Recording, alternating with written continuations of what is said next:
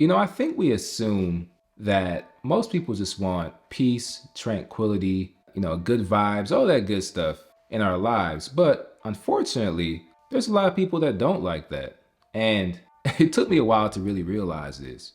I think we greatly underestimate the level of chaos that some people are not only willing to resort to, but also the amount of chaos that they want in their life and how much they need it to thrive and survive. Let me tell y'all something. There are some people who absolutely love chaos. They love getting into trouble. They love drama. They love arguing. They love fussing and fighting, all that stuff. They love all of it.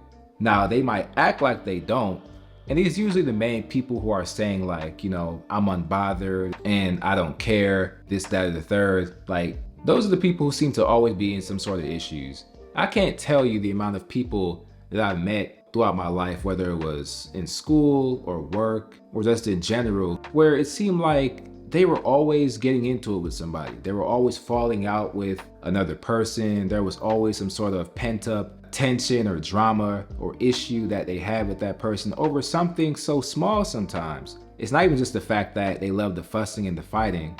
They also really love the act of getting back together again and being back on amicable terms just to do the whole process all over again. It's what they thrive off of. Now, I want to kind of get into this a little bit more. So there's different levels and different versions of this depending on the situation you're in. So if you're a person who's like in a relationship or a friendship or just an acquaintance or whatever, this might explain why your partner or your significant other or your friend seems to always be starting arguments or seems really combative, really bothered by simple things. And it's never just like, hey, I'll just let it slide, it's cool, whatever. It's like everything seems to be a debatable point for them. Now, there is the side of it where these people seem to always live like a reality TV show style life. And so I've heard some pretty funny stories over the years. Like, these people are great for entertainment, that's for sure. But to actually build anything with them, to actually be trying to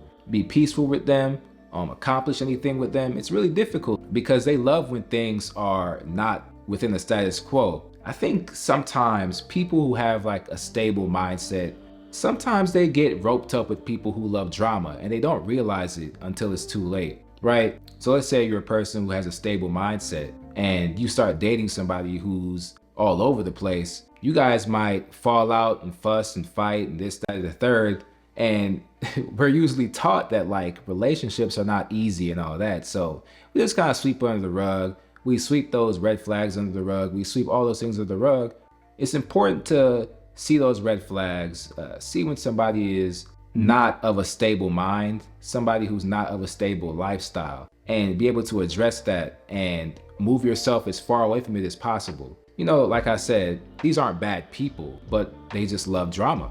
I know some of us have had these kinds of people around too, even when it's just a friendship, because let's say you go out somewhere, you guys go as a group, and they're the main ones getting into fights and dealing with other people. It's like, these are randoms. Like, why are you getting into it with them? But they don't care. It's like, it's what they thrive off of. The truth of the matter is, a person who loves chaos and a person who loves stability and peace cannot coexist together. It just won't work. The person who's stable-minded and peaceful will wonder why the chaotic person is always so up and down, so hot and cold, so different from day to day. Whereas on the flip side, the chaotic person will wonder why the stable-minded person is so nonchalant, or they are uncaring, they don't have passion and this, that, or the third, right? It's on both sides of the spectrum. You guys just won't understand each other. And look, if you take a peaceful person and a chaotic person together and you guys are constantly bumping heads,